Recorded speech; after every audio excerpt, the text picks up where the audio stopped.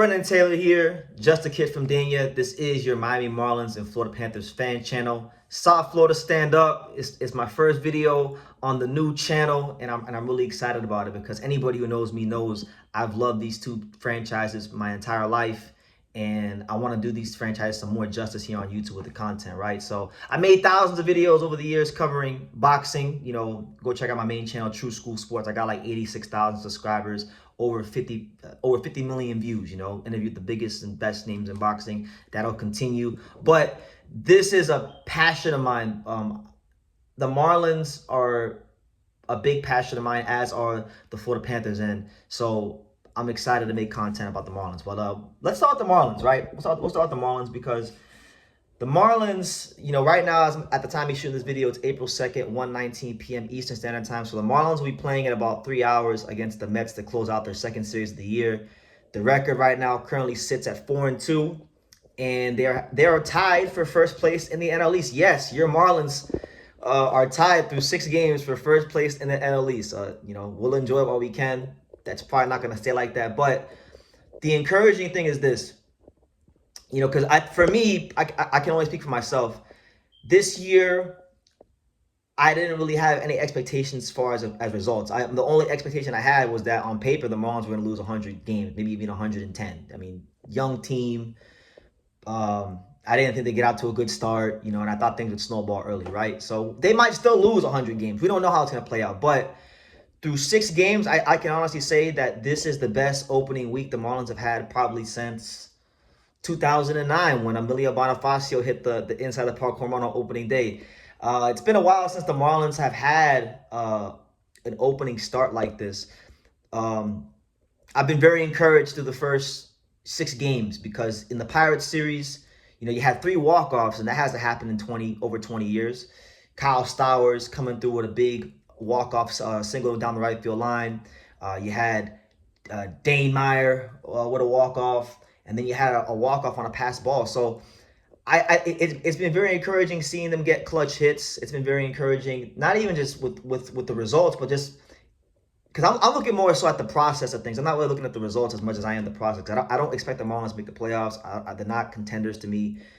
But I've been very encouraged because I see a team of players that actually care. Like, they actually, for lack of a better term, they give a shit about, you know, trying to prove themselves at the major league level. And I think for a lot of this, in the Marlins Park / Loandepot era, we've had a lot of Marlins teams that just didn't have that kind of heart, you know. When we think back to the past so like some of my favorite Marlins teams of all time have been like the 06 Marlins, because Joe Girardi was the manager and they had a bunch of rookies and they weren't expected to do much, and then they all, you know, Hanley Ramirez, Dan Uggla, these kind of guys, they proved that they not only belonged in the big leagues, but they became all-stars, right? And they had fantastic careers. And, you know, this team is showing that same sort of compete level. The 06 Marlins, they were expected to lose like 105 plus games, and they wound up actually being competitive in the wild card race down the stretch going into the last month of the season.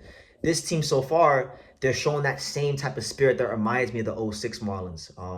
You know, you look at a guy like take for example, right? One of the guys that I think is actually doing really well, you know, not really well, but he's doing a really good job getting on base is Jonah Bride. Jonah Bride, it's already got 5 walks and 20 at-bats. He's leading the team in walks. Even though the hits haven't come, he's still being productive for the team. Every guy 1 through 9 has been battling, giving quality at-bats.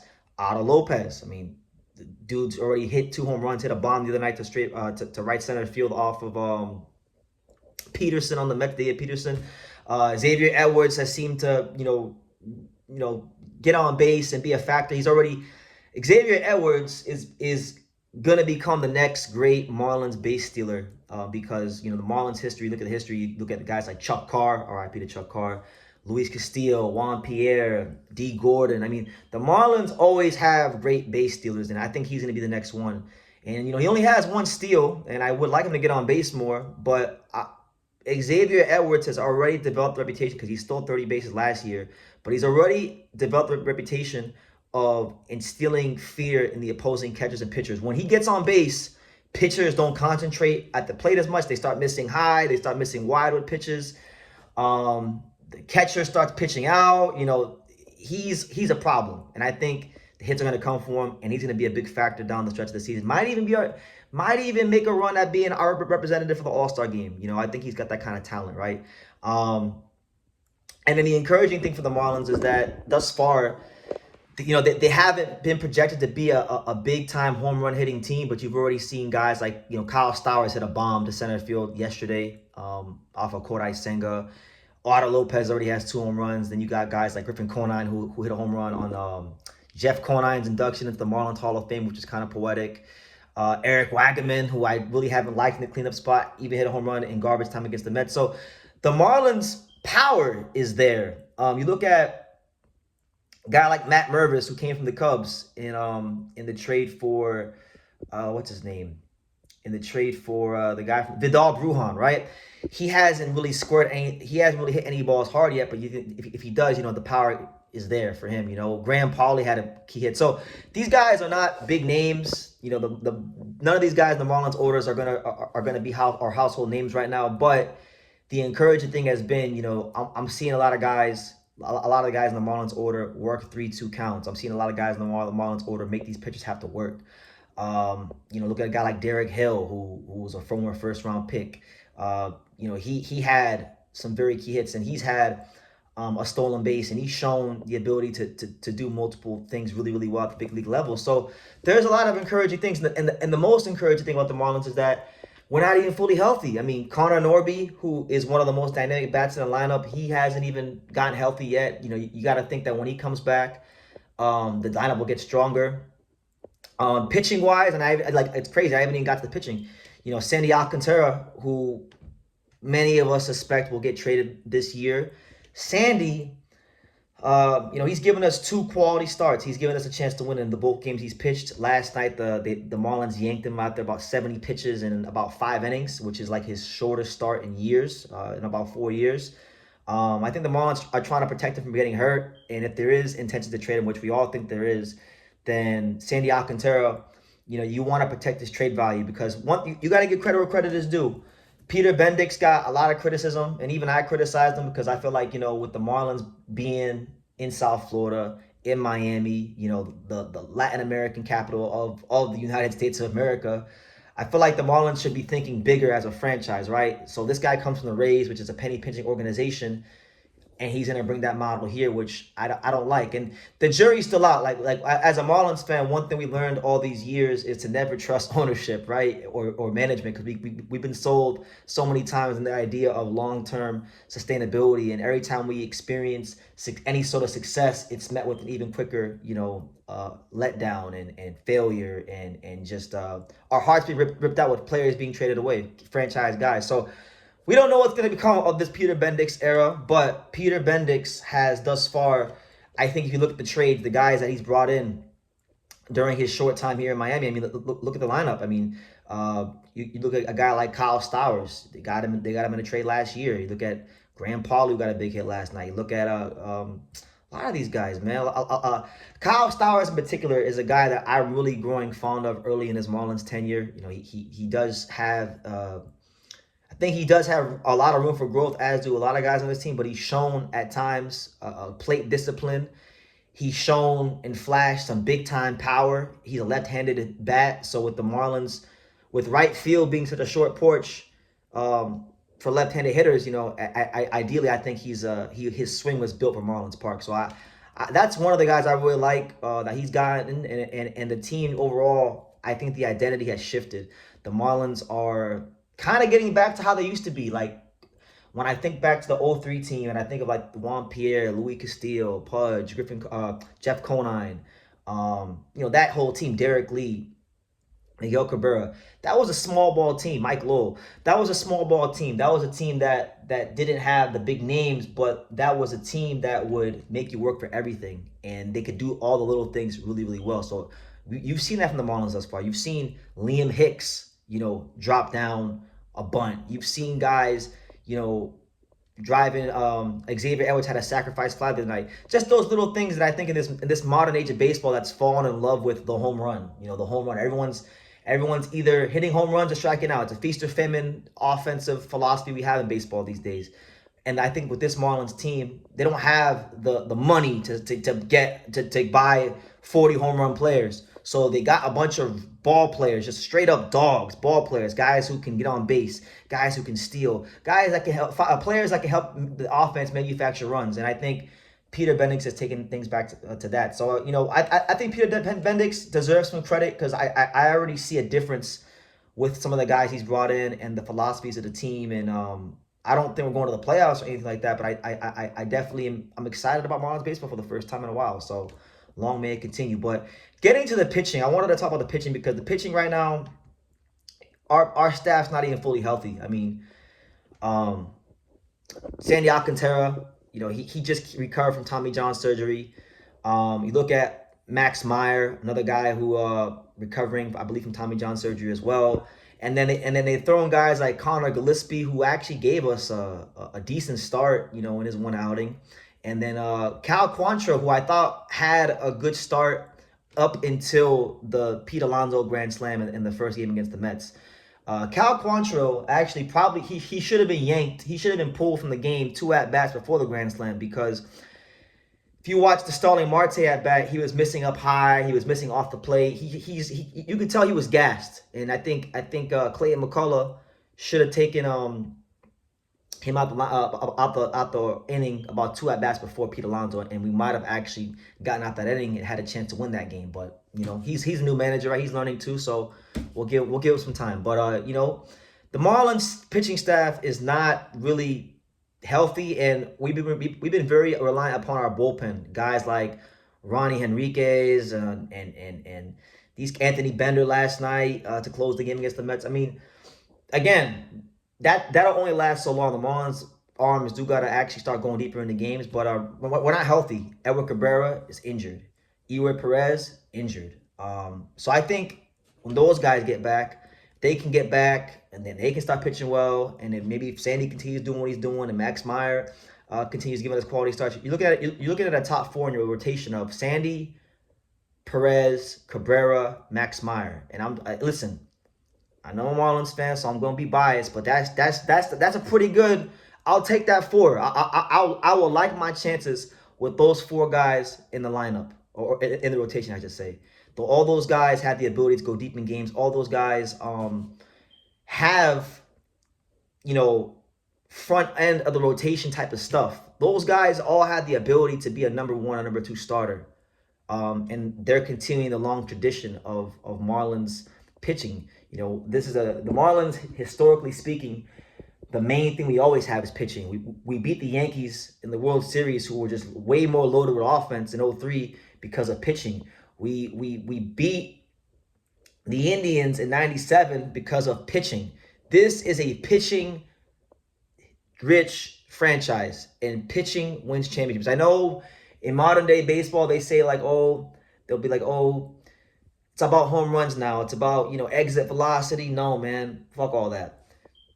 I still believe that pitching ultimately wins out. The Yankees, for all the offense they had, they lost the World Series last year to the Dodgers because they had inferior pitching. And, pitching will always mean the most when it comes to the postseason. So I think the Marlins foundation is in place with, with having those 4 guys. Even if you trade Sandy, hypothetically, if the Marlins were to trade Sandy Alcantara, you still got Max Meyer, you still got Perez, you still got Edward Cabrera.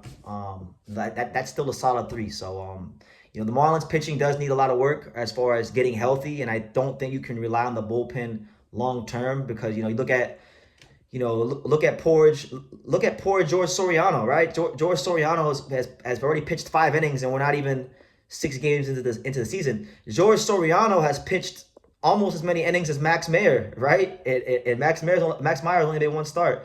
So, he needs a rest, and the bullpen needs to, have a day off. So it'd be nice if one of these guys could go deep into a ball game. But look, all in all, I'm rambling about. I say all this to say that we don't know what the Marlins season is going to become.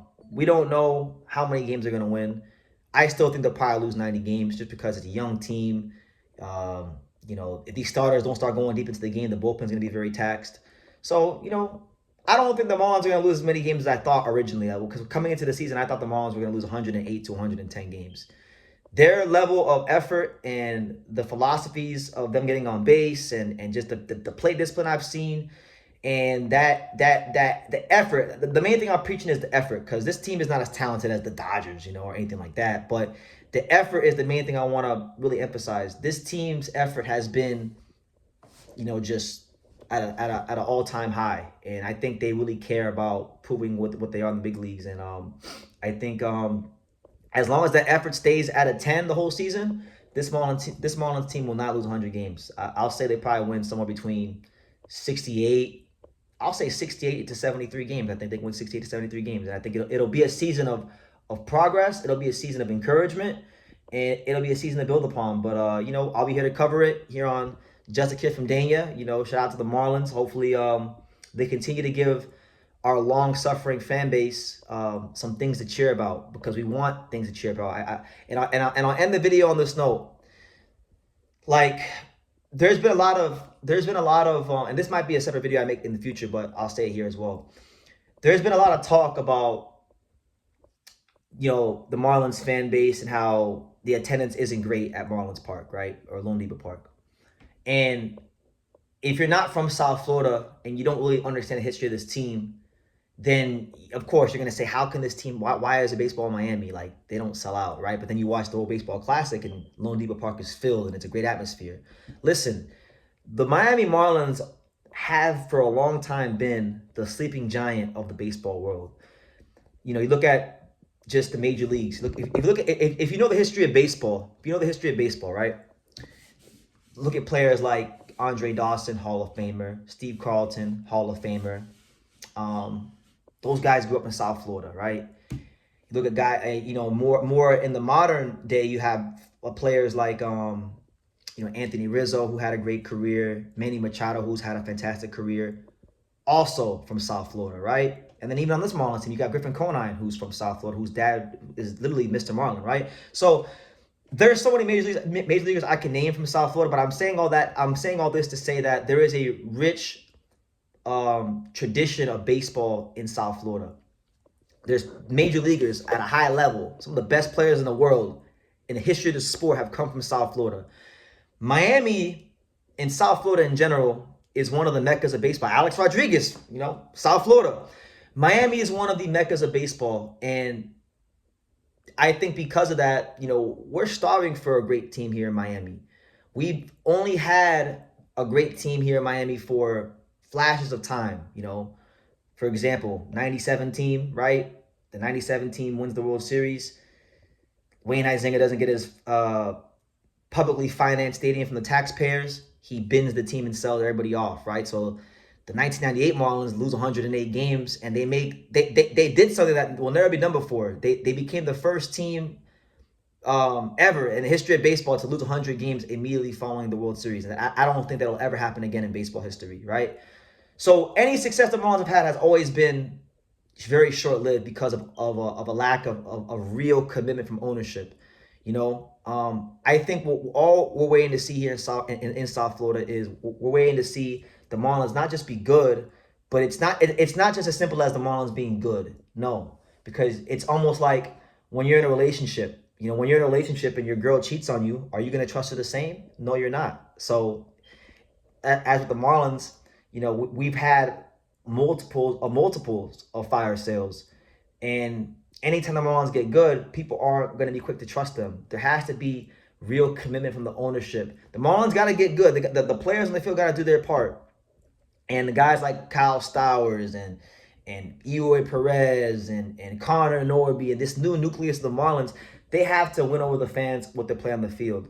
But then the other part of it is, once that happens, Bruce Sherman, who financially speaking is one of if not the poorest owner in North American sports, he's gonna have to show that commitment to spend money and to sign these and then to sign these long-term to sign these franchise players, these cornerstones, to long-term contracts, so that fans can grow with the team, so that fans can buy a Marlins player's jersey and it not be outdated within 2 months.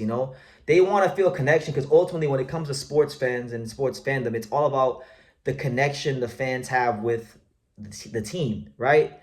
And if you're always trading away players, it's hard for fans to even have a connection to the team. Like me, I've been a Marlins fan since 1999. I'm 30 years old, so I've been a Marlins fan for 26 years of my life. The main reason why I'm still a Marlins fan is because of the 2003 Marlins and them winning the World Series and going to all those games at Pro Player Stadium and seeing prime Dontrelle Willis pitch in front of 30,000 and witnessing Hanley Ramirez and Dan Uggla light the world on fire. You know, that's really why I'm still a Marlins fan. If I became a Marlins fan after that, like in the Marlins Park Loandepot era, I probably wouldn't be a Marlins fan, because the only thing that's kept me a Marlins fan is those great memories that I can still attach to. But for a generation of people in South Florida, they've never seen the Marlins win the World Series. They've never seen the Marlins be anything. So, you know, I believe the fans will come back in droves, as they did in 2023 when the Marlins got good and were making the playoff push down the stretch. I just think it's going to be down to the ownership to make the commitment to the players and the franchise. Look at the Florida Panthers, right? The Florida Panthers, who I also talk about on this channel. They were the laughing stock of South Florida sports for the longest time. The ugly, red-headed, cousin of South Florida sports. I used to listen to 560 QAM and 790 The Ticket all the time. They used to never talk about the Panthers for anything unless they had the games on the radio, right? And I would have never thought in my wildest dreams the Panthers could be what they are now, right? And look what Vinny Viola has done in the last decade, buying the team. Eventually had to go through some growing pains of being a new owner, but look, they got Bill Zito, the greatest general manager ever, right? Bill has identified undervalued talent from all kinds of teams, such as Gustav Forsling, Sam Reinhart, these kind of players, Sam Bennett, Carter Verhaeghe. And all these players have become part of this Florida Panthers nucleus that ultimately won a Stanley Cup. And then what did the Florida Panthers do? The Florida Panthers, they signed Alexander Barkov to a long-term contract. They signed Sam Reinhart to a long-term contract. They signed Carter Verhaeghe to a long-term contract. They signed Gustav Forsling to a long-term contract, right? So fans of the Florida Panthers are able to have security that they're going to see their favorite players on the team, and they're able to create memories and really develop a deep bond for the team. And that's why, all around South Florida, a lot of people I've been seeing that I grew up with that didn't know nothing about hockey, that didn't care about hockey when I was watching the Panthers when they had David Booth. Now, a lot of people in South Florida are starting to watch hockey, and the Panthers fan base is growing because of not just the winning from the Panthers, but the commitment from ownership, from the general manager to Vinny Viola all the way down. So the Marlins, right there in the backyard, and I say all this to say that the Marlins, right there in their backyard, they had the biggest example of how you turn around a disgruntled and sometimes seemingly non-existent fan base, right? So I'm gonna leave it at that. It's your boy BT Brendan Taylor, just a kid from Dania. This is my first video on the Marlins. I feel like this team is different. Their compete level is different, and I think no matter what the win total will be, they're gonna be a very fun team to watch from now till game 162. So yeah, stay tuned for more videos, and yeah, hopefully you guys got some value from what I said, and yeah, go Marlins.